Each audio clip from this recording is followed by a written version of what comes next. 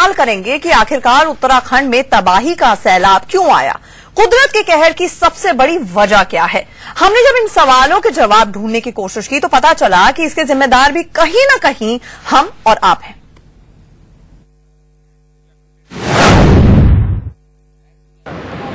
उत्तराखंड में पहाड़ों और नदियों के साथ इस कदर खिलवाड़ किया गया कि आज हजारों जिंदगियां मौत के आगोश में हैं।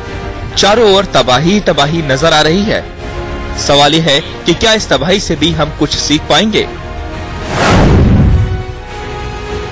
उत्तराखंड तीर्थाटन का केंद्र है जो धीरे धीरे पर्यटन के रूप में विकसित हो गया है।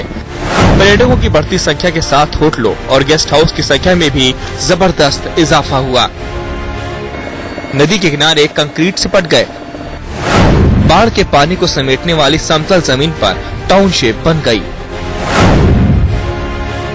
स्थानीय लोग आज भी पहाड़ के ढलान पर लकड़ी या मिट्टी के घर बनाते हैं, लेकिन पन बिजली के विकास के लिए बड़े बड़े बांध बन रहे हैं, जिससे नदी किनारे मिट्टी कमजोर हो रही है।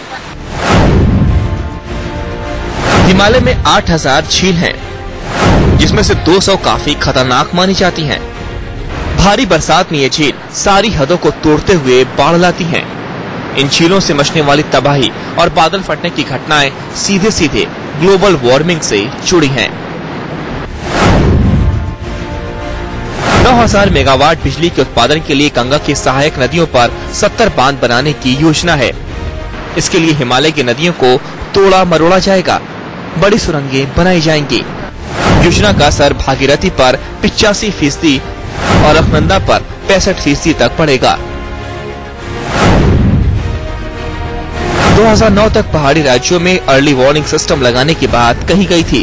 उत्तराखंड, हिमाचल, जम्मू कश्मीर समेत पूर्वोत्तर के राज्यों में आज तक ये सिस्टम नहीं लग पाए हैं। उत्तराखंड के पहाड़ पर्यटन के भारी दबाव झेल नहीं पा रहे। 8 साल में यहाँ गाड़ियों की संख्या 83,000 से बढ़कर 1,80,000 हो गई है। हर साल राज्य के बाहर से आने वाली 1 लाख गाड़ियाँ अलग हैं।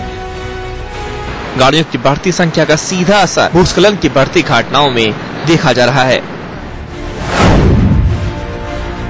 हालांकि कुदरत के सबसे बड़े कहर का कारण अब तक सबसे बड़ी बारिश है। उत्तराखंड में सामान्य बारिश 71.3 मिलीमीटर होती है, लेकिन अचानक सामान्य से 450% ज्यादा यानी 385.1 मिलीमीटर बारिश ने तबाही का ऐसा मंजर दिखाया कि सालों साल तक इसे भुलाया नहीं जा सकेगा। डॉक्टर संदीप के साथ मनीष चौधरी, इंडिया न्यूज। तो कहीं ना कहीं कुदरत का कहर जरूर है, लेकिन तबाही के लिए हम और आप जिम्मेदार हैं। ऊपर से सोचिए, उत्तराखंड सरकार में डिजास्टर मैनेजमेंट की टीम पिछले कई साल से मिली ही नहीं है।